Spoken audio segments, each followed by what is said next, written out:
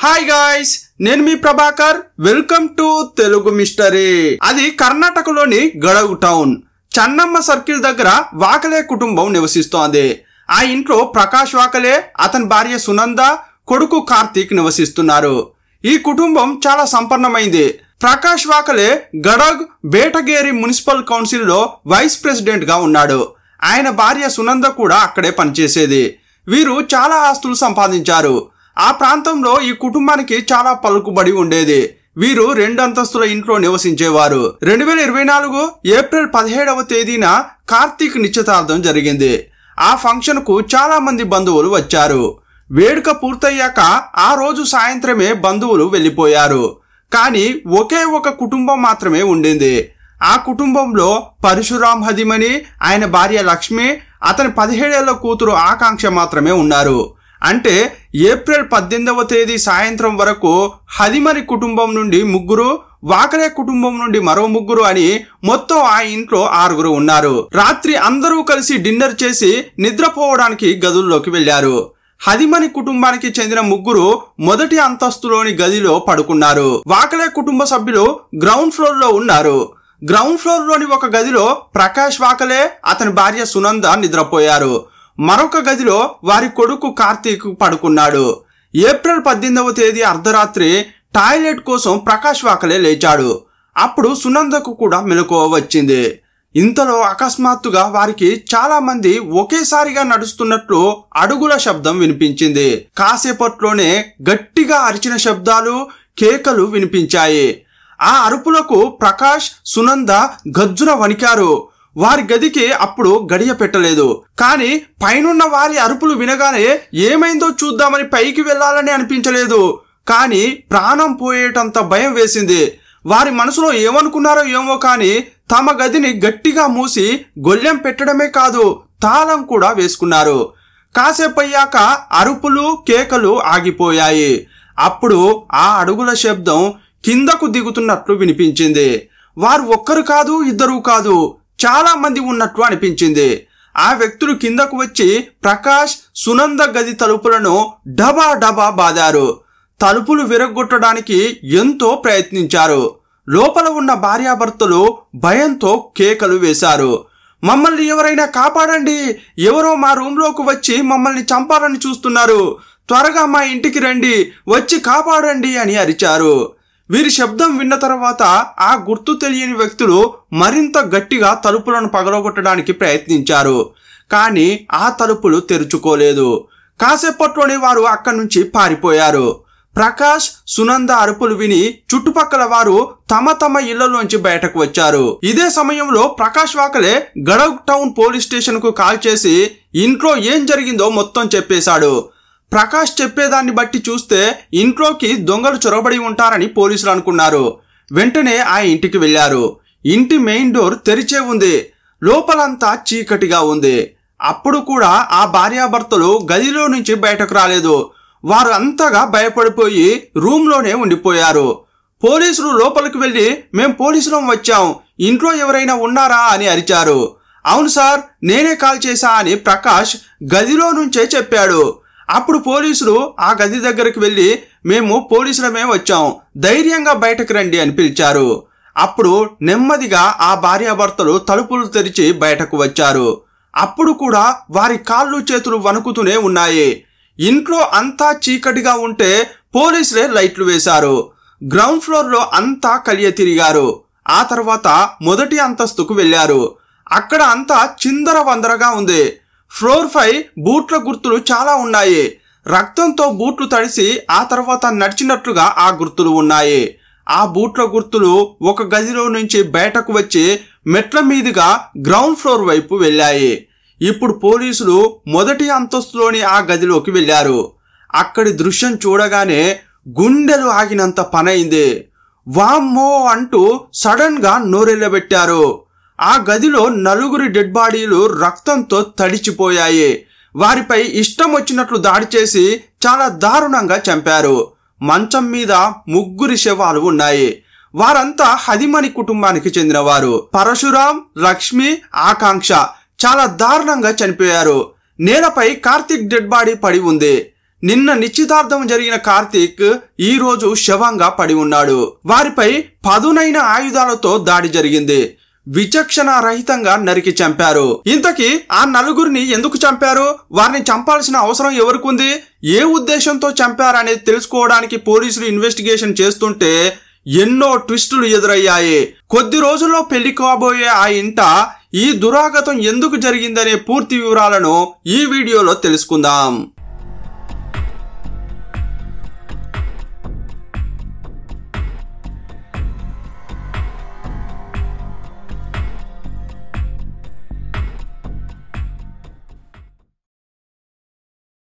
సంఘటన స్థలానికి వచ్చిన పోలీసులు కాసేపట్లోనే ఫోరెన్సిక్ టీం డాగ్ స్క్వాడ్ ను రప్పించారు.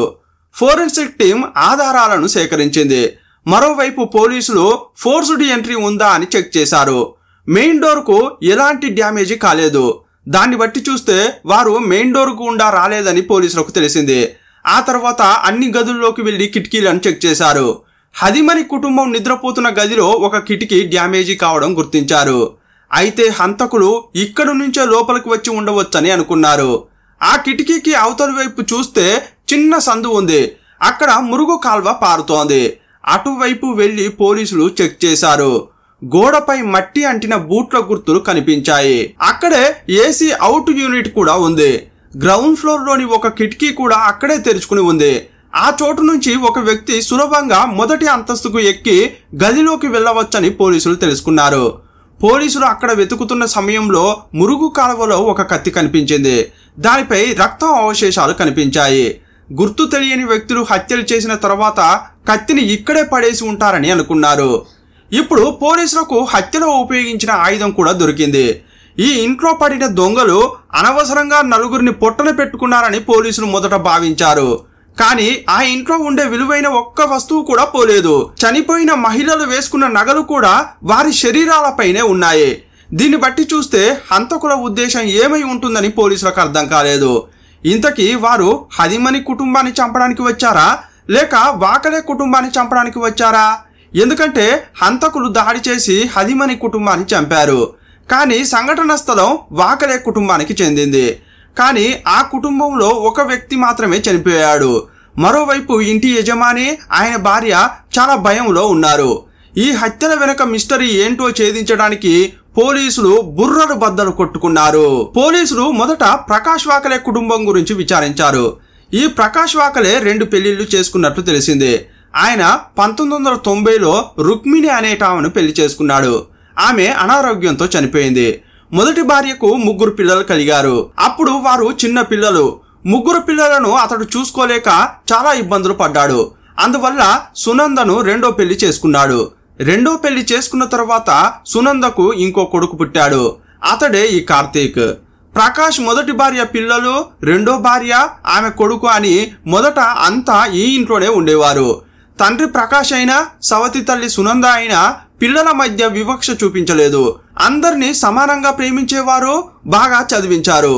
ఈ క్రమంలోనే ప్రకాష్ చాలా ఆస్తిపాస్తులు సంపాదించాడు.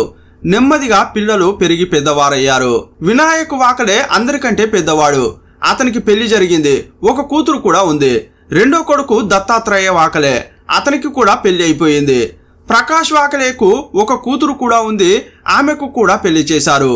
ఈ 3 మొదటి భార్య పిల్లలు. 2వ భార్య సునందకు పుట్టిన కార్తీక్ చనిపోవడానికి ఒక రోజు ముందు నిశ్చితార్థం జరిగింది. త్వరలోనే పెళ్లి కూడా జరగాల్సి ఉంది. కానీ అంతలోనే అతన్ని హత్య చేశారు. ఈ కుటుంబంలో పిల్లలంతా స్థిరపడ్డారు. తండ్రి తన ఆస్తిపాస్తులను అందరికీ సమానంగా పంచిచ్చాడు. ఈ వివరాలన్నీ తెలుసుకున్న తర్వాత హత్య జరిగిన రోజు ఏం జరిగిందనేది ఇన్వెస్టిగేషన్ చేశారు. ఇంటి చుట్టుపక్కల ఉన్న అన్ని సీసీటీవీ కెమెరాల ఫుటేజీలను సేకరించి సంఘటన జరిగిన రోజును పోలీసులు పరిశీలించారు. నైబర్స్ తో మాట్లాడారు. ఆ ఇంటికి ఎవరెవరు వస్తుంటారు, ఎవరి మీదైనా అనుమానం ఉందా అని అడిగారు. అప్పుడు వారికి ఒక విషయం తెలిసింది. ప్రకాష్ కొడుకుల్లో ఒకరైన దత్తాత్రేయ వాకలే బ్యాంకు, నగల దుకాణంలో కొన్ని ఫ్రాడ్ డీల్స్ చేశాడు. అందువల్ల తండ్రి ప్రకాష్ అతనిపై చాలా కోపంగా ఉన్నాడు. వారి మధ్య విభేదాలు రావడంతో దత్తాత్రేయ వేరే ఇంటికి వెళ్లి ఉంటున్నాడు. అందువల్ల మొదటి అనుమానం దత్తాత్రేయ వాకలేపై కలిగింది. అతనికే తెలియకుండా పోలీసులు ఎంక్వైరీ చేశారు. కానీ అతను ఈ హత్యలు చేయలేదని తెలిసింది. మరోవైపు ఇంటి చుట్టుపక్కల ఉన్న 2 కెమెరాల ఫుటేజీని చెక్ చేస్తున్న పోలీసులకు ఒక విషయం డిఫరెంట్ గా అనిపించింది. ఏప్రిల్ 19వ తేదీ వేకువజామున 2 నుండి 3 గంటల మధ్య 7 వ్యక్తులు ఆ ఇంటి వైపు వచ్చి కొద్దిసేపటి తర్వాత వెళ్ళిపోయినట్లు కనిపించింది. వచ్చేటప్పుడు వారు సాధారణంగానే ఉన్నారు, కానీ వెళ్ళేటప్పుడు చూస్తే ఏదో భయంకరమైన పని చేసినట్లుగా అనిపించింది. అంతేకాదు హడావిడిగా పరిగెత్తుతూ వెళ్ళిపోయారు. ఇంకోవైపు ఆ ఇంటి పెద్ద కొడుకు గురించి ఒక విషయం తెలిసింది. వినాయక్ వాకలేకు తండ్రితో ఆస్తి గురించి వివాదం జరిగింది. అతను కూడా తన కుటుంబాన్ని తీసుకుని ఇంటి నుంచి వెళ్ళిపోయాడు. గడగ్ నగరంలోనే వేరే చోట ఉంటున్నాడు. అతను కోపంలో తండ్రిని బెదిరించడం కూడా చేశాడు. వినాయకుడు అదుపులోకి తీసుకునే ముందు అతని కాల్ హిస్టరీని పోలీసులు చెక్ చేశారు. సంఘటన జరిగిన రోజు, అంతకు ముందు రోజు ఎవరితో మాట్లాడాడో తనిఖీ చేశారు. ఈ దర్యాప్తులో పోలీసులకు సస్పిషియస్ నంబర్లు దొరికాయి. ఒక నంబర్తో వినాయక్ అంతకుముందు ఎప్పుడూ మాట్లాడలేదు, కానీ సంఘటనకు 3-4 రోజుల ముందు నుండి ఆ నంబర్తో చాలాసార్లు మాట్లాడాడు. సంఘటన జరిగిన రాత్రి కూడా వినాయక్ ఆ నంబర్తో మాట్లాడాడు. అసలు ఆ నంబర్ ఎవరిదని పోలీసులు చెక్ చేశారు. ఫిరోజ్ ఖాజీ అనే వ్యక్తిదని తెలిసింది. అతను రౌడీ.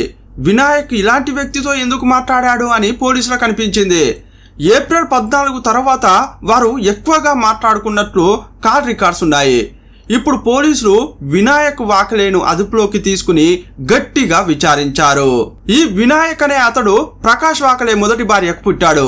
అతడు పెద్దయ్యాక సునంద తన సవతి తల్లి అని, కార్తీక్ తన సవతి సోదరుడు అని అతనికి తెలిసింది. అందువల్ల ఆ కుటుంబంలో తనను చులకనగా చూస్తున్నారని, తండ్రి కూడా తనపై ఎక్కువ శ్రద్ధ చూపడం లేదని అనుకునేవాడు. అందువల్ల ఇంట్లో గొడవలు మొదలయ్యాయి. కానీ ఇంటి పెద్ద కొడుకు అని అతన్నే అందరికంటే ఎక్కువగా ప్రేమించే వాళ్ళమని సునంద, ప్రకాష్ చెబుతున్నారు. వినాయక్ తన తండ్రి ఆస్తిలో వాటా అడిగాడు. అప్పుడు ఆ తండ్రి తన ఆస్తి మొత్తాన్ని పిల్లలందరికీ సమానంగా పంచాడు. కానీ వినాయక్కు అది నచ్చలేదు. ఎందుకంటే ఆస్తిలో ఒక భాగం కార్తీక్కు కూడా వెళ్ళింది. కార్తీక్కు ఎలాంటి వాటా దక్కకూడదనేది అతని అభిప్రాయం. తండ్రి నుండి తన వాటా పొందిన తర్వాత వినాయక్ వాటిని అమ్మడం ప్రారంభించాడు. అప్పటికే 3 ఆస్తులు కూడా అమ్మాడు. ఈ విషయం అతను తండ్రికి చెప్పనే లేదు. తండ్రికి ఇది తెలిసినప్పుడు చాలా కోపం వచ్చింది. వారసత్వంగా వచ్చిన భూమిని అస్సలు అమ్మకూడదు, నువ్వు సంపాదించిన దాంతోనే ఏదైనా చేయాలి అని అతడు మందలించాడు. ఆ తర్వాతే గొడవ మరింత పెరిగింది.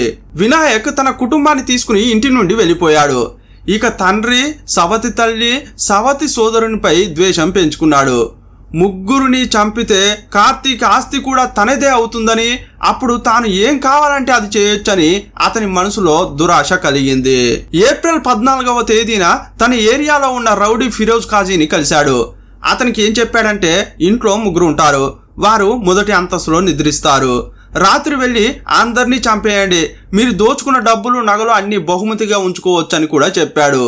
అంతేకాదు 45 లక్షలు సుపారీగా ఇస్తానని చెప్పాడు. ఇంట్లో బంగారం, నగదు ఎక్కడ ఉంటుందో కూడా చెప్పాడు. ఈ హత్యలు దోపిడీ కోసం జరిగిన వాటిలా చిత్రీకరించాలని చెప్పాడు.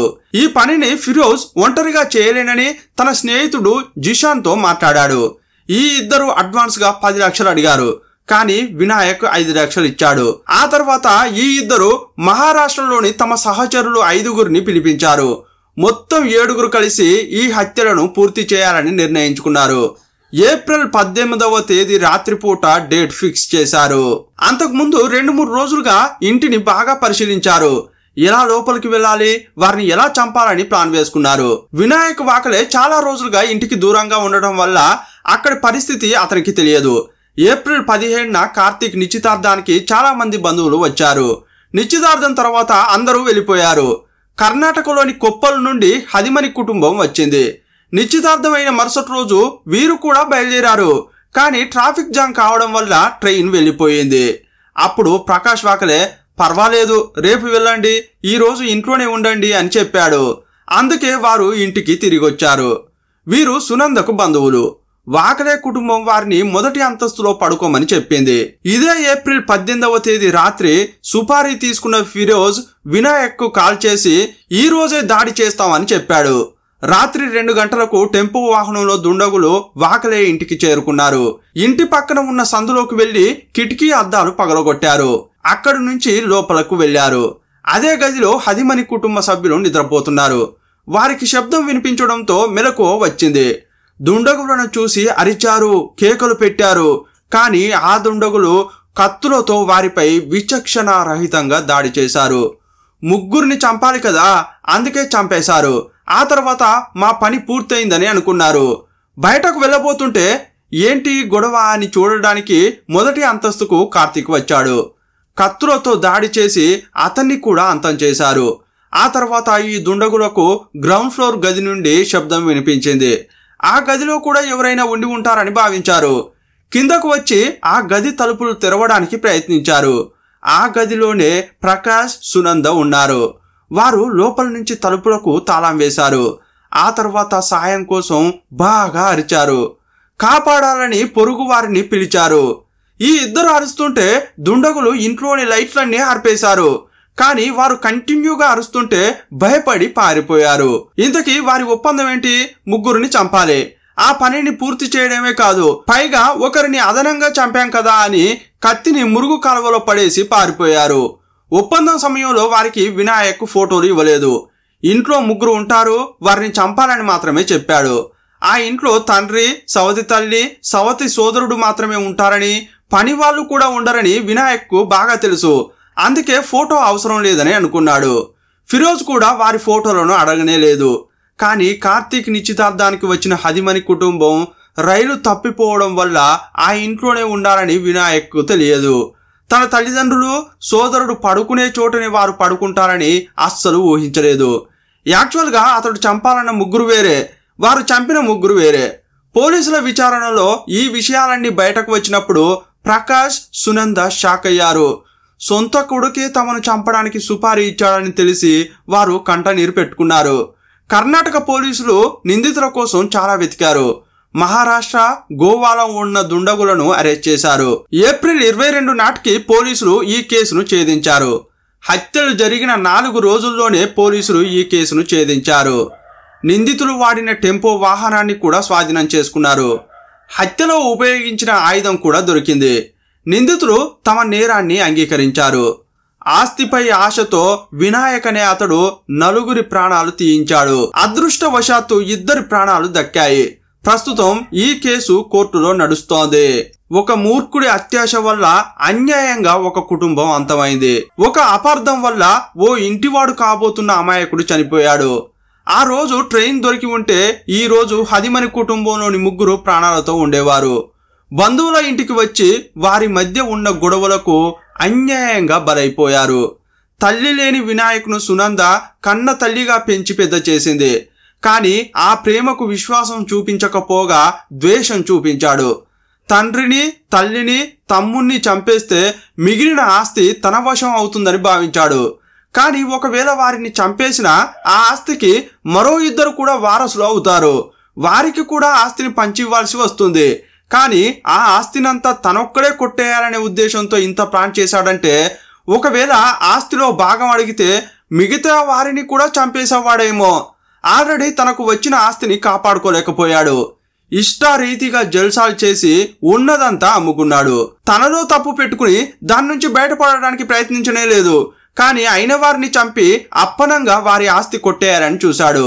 హత్యలు చేయించాడు. చివరకు పోలీసులకు దొరికాడు. ఇప్పుడు కటకటాల్లో ఉన్నాడు.